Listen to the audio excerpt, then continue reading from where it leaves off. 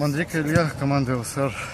Илья, ну, поздравляем с первой победой. Обыграли финалиста нашей прошлогодней лиги. Довольны результатом и игрой?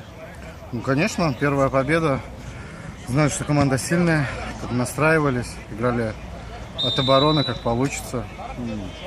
Более-менее получилось все сегодня. Строго сыграли в защите, поэтому результат удовлетворительный. А кого бы отметил в команде сегодня? О, капитан, как всегда, очень помогал, почищался сзади. Александр. Ну Башкеев.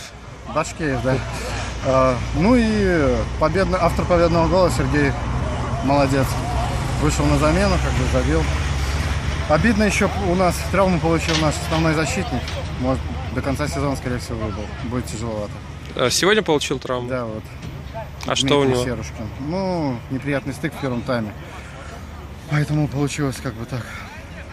Еще за него боролись, поэтому старались не упасть в грязь лицом, меньше пропустить. Спасибо, еще раз поздравляю с победой. Спасибо.